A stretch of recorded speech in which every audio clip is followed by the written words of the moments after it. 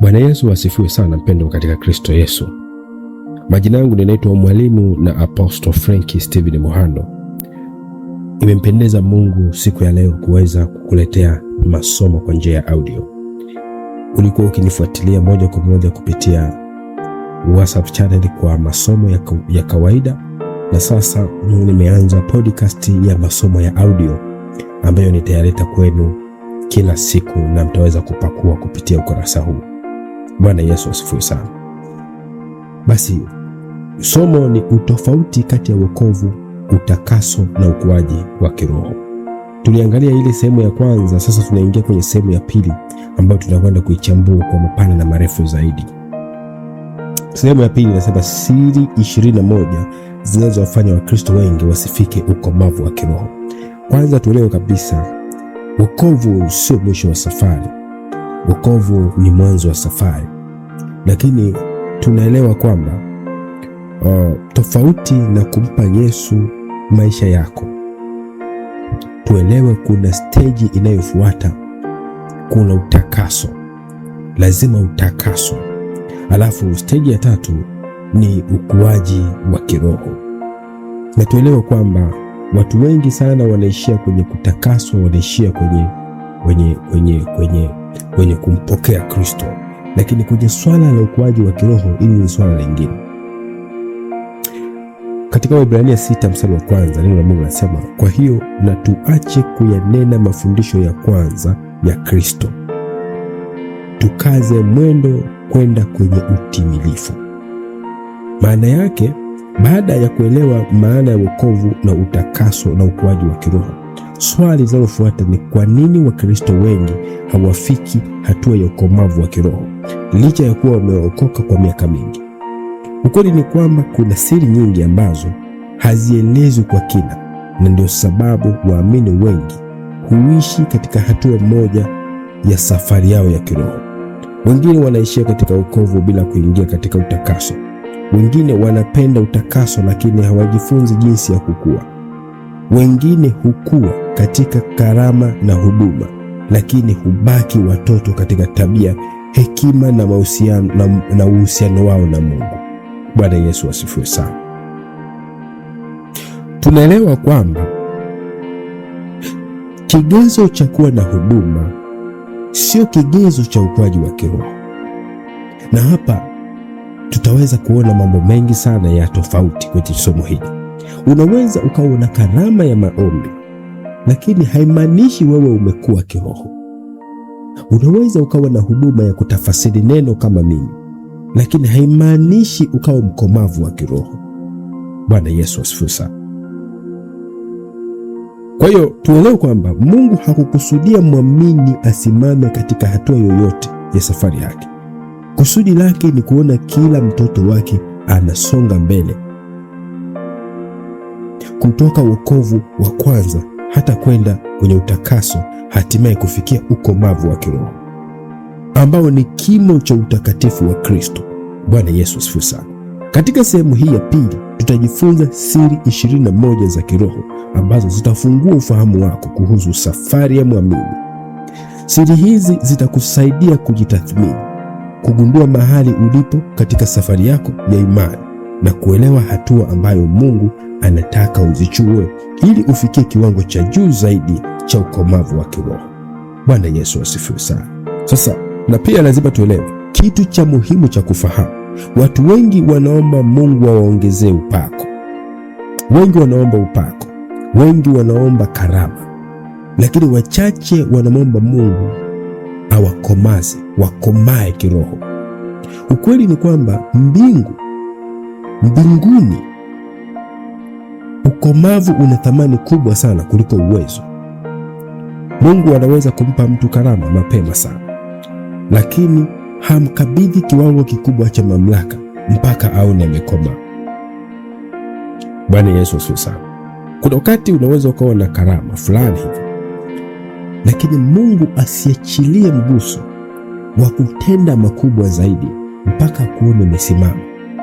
Na ndiposa kuna wakati una huduma, unatamani hiyo huduma ifanye kazi kwa kiwango kikubwa sana, lakini unaona matokeo ni machache. Shida sio kwamba Mungu hataki uperform kwa ukubwa, lakini anajua kuna maeneo bado haujakomaa kiroho. Bwana Yesu asifiwe sana.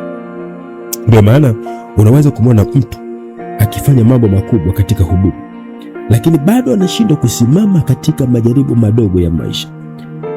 Tatizo si kwamba hana Mungu, bali bado hajakamilika katika maeneo ambayo Mungu anataka ayajenge.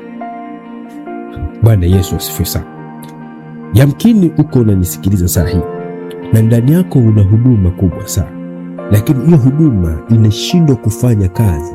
Sio kwamba Mungu hataki ufanye kazi kwenye maeneo haya, lakini kuna sehemu umeachia milango ambayo hiyo huduma yako inahitaji bado mafuta, ili Mungu aruhusu ule mguso wake wa nguvu zake, ili ukafanye kazi kwa ukubwa zaidi katika hali ya ukomavu. Bwana Yesu asifiwe sana.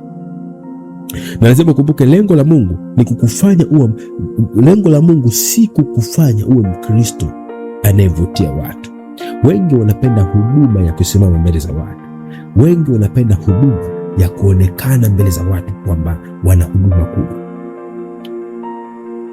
Lakini Mkristo lakini Mungu anataka kutengeneza mtu ambaye atafanana na tabia za Kristo. Bwana Yesu sasa. Kwa hiyo wokovu unakuingiza katika familia ya Mungu. Utakaso unakusafisha kabisa ile kumbukumbu yako ya zamani, na ukomavu wa kiroho unakuandaa kubeba kusudi la Mungu kubwa bila kuharibika njiani. Bwana Yesu sasa. Nitarudia tena.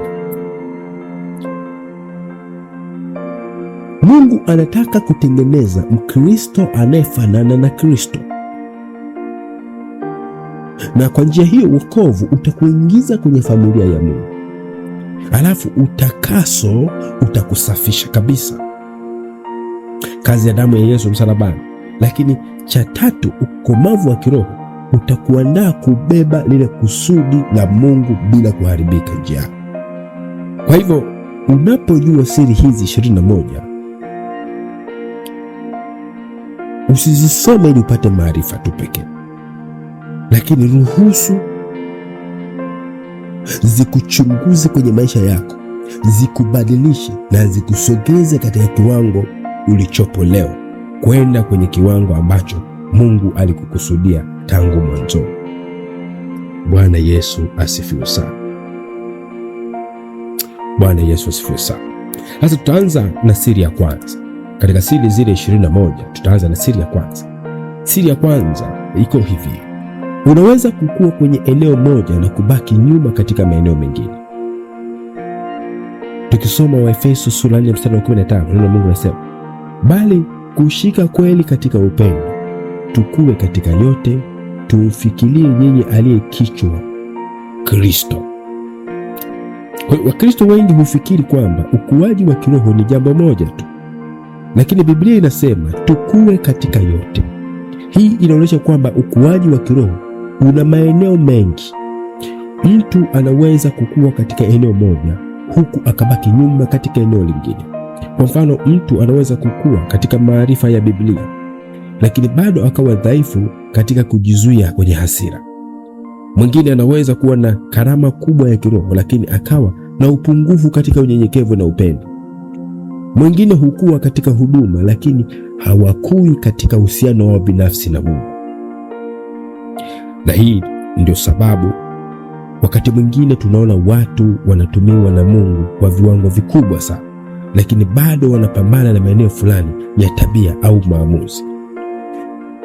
Hilo halimaanishi kwamba Mungu hawatumii, bali linaonyesha kwamba ukuaji wa kiroho hauendi sawa katika kila eneo, isipokuwa mtu akubali Mungu amjenge kwa ukamilifu. Bwana Yesu asifiwe sana. Kusudi la Mungu si kukuza karama yako pekee, bali ni kukomaza maisha yako yote. Anataka akili yako ibadilike, anataka tabia yako ibadilike, anataka maamuzi yako yabadilike, anataka maneno yako yabadilishwe, Anataka moyo wako ufanane na Kristo. Hapo ndipo mtu anakuwa amekuwa katika kila eneo kama neno la Mungu linavyosema. Bwana Yesu asifiwe sana. Kwa hivyo mwamini mwenye hekima hajiulizi tu nimekuwa kwa kiwango gani, lakini bali anajiuliza ni neno gani la maisha yangu ambalo bado linahitaji Mungu alifanyie kazi. Hapo ndipo safari ya ukomavu wa kweli unaanza. Bwana Yesu asifiwe sana. Sikia nikwambie mtu wa Mungu, ukijitathmini katika maneno haya, utaanza kuona kwamba hata kama Mungu akutumie kwenye viwango gani, bado utakuwa ni mhitaji mbele za Kristo, kuona kwamba unahitaji marekebisho kwenye maisha yako. Na siri moja ya ukuaji wa kiroho ni kuona kwamba bado unauhitaji kila uitwapo leo kwenye eneo la kumhitaji Roho Mtakatifu kwenye maisha yako, kuendelea kukubadilisha siku hadi siku unavyozidi kwenda kusogea katika ile neema ya kiti cha enzi. Bwana Yesu asifiwe sana. Unapoona tayari kuna utoshelevu wa ujazo wa maisha ya kiroho, unapoona kwamba wewe ni mkamilifu wa kiroho, maana yake unaanza kujiona kwamba wewe umekamilika. Na ndio maana mwimbaji mmoja akasema, mimi nipungue, wewe uongezeke. Maana yake unapotaka ukomavu wa kiroho, maana yake ni lazima uweze kujipunguza kila siku ili yeye aweze kuongezeka kwenye maisha yako. Bwana Yesu asifiwe sana. Na jambo la muhimu, moja kati ya makosa makubwa ambayo Wakristo wengi hufanya ni kupima ukuaji wa kiroho kwa eneo moja tu. Na wengine hupima kwa karama, na wengine hupima kwa maarifa ya Biblia, na wengine kwa muda waliokaa kwenye wokovu au kanisani, na wengine kwa ukubwa wa huduma. Lakini Mungu haangalii eneo moja pekee, anaangalia maisha yote kwa mwamini. Bwana Yesu asifiwe sana. Ukiwa ni mtu wa kujitathmini kwa namna hii, maana yake utaruhusu Roho Mtakatifu aanze kuingia kwenye chambers zako zote zenye weakness zinazofanya utendaji wa kiungu usifanye kazi kwenye maisha yako. Bwana Yesu asifiwe sana. Kwa hiyo siri ya kumanipulate power ndani yako, power ya huduma, ni kuhakikisha unamruhusu Roho Mtakatifu kila siku ili aendelee kukuconnect na madhabahu ya Kristo moja kwa moja, ili uweze kujitathmini, kuona kwamba ni kuna maeneo gani unahitaji msaada. Na moja kati ya kitu ambacho kitakusaidia ni kuona bado haujatosheka katika kila eneo. Bwana Yesu asifiwe sana. Ukiona mtu ana huduma kubwa lakini kuna weakness bado ako nayo, maana yake huyu mtu alishajiona yuko na utoshelevu kwenye maisha yake. Na kanuni ya Roho Mtakatifu, ukishajiona una utoshelevu, na yeye anaishia pale, kwa sababu nguvu za Mungu zinafanya kazi na kiwango cha ufahamu kwenye maisha ya mtu. Bwana Yesu asifiwe sana. Kwa hiyo unaweza kuwa umekuwa katika kuhubiri lakini bado hujakuwa katika kusamehe, na unaweza kuwa umekuwa katika maombi lakini bado hujakuwa katika unyenyekevu. Unaweza kuwa katika huduma yako lakini bado hujakuwa katika upendo. Hivyo ukuaji wa eneo moja hauondoi wajibu wa kukua katika eneo mengine. Bwana Yesu asifiwe sana.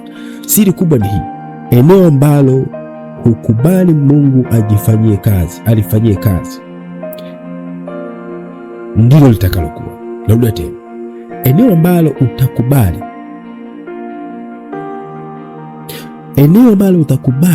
Mungu alifanyie kazi, Roho Mtakatifu alifanyie kazi, eneo hilo ndilo litakalokuwa. Eneo utakalolificha, ukijihesabia haki ama kukataa kulikabidhi kwa Mungu, linaweza kubaki dhaifu miaka mingi, hata kama huduma yako itaendelea kukua. Bwana Yesu asifiwe sana. Siri ya huduma kubwa, siri ya mtu ambaye anataka kukamilika mbele za Mungu, ni mtu ambaye atamruhusu Roho Mtakatifu katika kila eneo, kwa sababu anayebadilisha tabia si wewe. Nataka nikwambie kitu, wokovu ni neema. Hata ifike wakati Mungu amekupa huduma kubwa sana, lakini kama hautajua kunyenyekea chini ya miguu yake, maana yake wewe kuna maeneo utakuwa, kwa sababu umemruhusu Roho Mtakatifu aingie kwenye maisha yako, lakini kuna maeneo hautabadilika. Ni kwa sababu hayo maeneo umejitengenezea uhalali, kwa sababu adui anafanya kazi kwenye tabia ile uliyoizoea kwenye maisha yako. Kuna tabia ukishasema hii ni ya kwangu, basi ile tabia haiwezi kuondoka kwenye maisha yako, kwa sababu Roho Mtakatifu anahitaji watu wenye kiwango cha unyenyekevu kusema hakika hii ni tabia siipendi, na mhitaji Roho Mtakatifu aweze kuigeuza. Na ghafla utaanza kuona ile tabia ambayo ilikuwa inakushinda inaanza kukimbia kwenye maisha yako, kwa sababu unapotaka giza likimbie kwenye chumba, maana yake utafunga taa yenye mwanga, na unapo switch button ile taa, automatically ule mwanga ile giza litakimbia kwenye ile chumba. Maana yake unachotakiwa kwenye maisha yako sio kupambana na hiyo tabia inayokutesa. Maana yake kinachotakiwa ni kuongeza kiwango cha uwepo wa Mungu kwenye maisha yako na kushtakia hiyo tabia yako mbele za Mungu, na automatically utaanza kuona hiyo tabia inaondoka kwenye maisha yako. Kwa hiyo siri kubwa ni hii, eneo ambalo utakubali Mungu alifanyie kazi, Roho Mtakatifu alifanyie kazi, ndilo litakalokuwa. Na eneo ambalo utalificha, ambalo utajihesabia haki na kukataa kukabidhi kwa Mungu, linaweza kubaki hivyo hivyo dhaifu kwa miaka mingi, hata kama una huduma kubwa, hata kama utakuwa na karama ya kuponya watu, hata kama utakuwa ni mwimbaji mkubwa, lakini bado utakuwa na tatizo lile lile. Nakumbuka, ukomavu wa kweli si tu kuwa bora katika eneo moja, bali ni kuruhusu Kristo aonekane katika kila eneo la maisha yako, na hapo ndipo mtu atakuwa amekuwa katika kila eneo kama maandiko yanavyofundisha. Bwana Yesu asifiwe sana.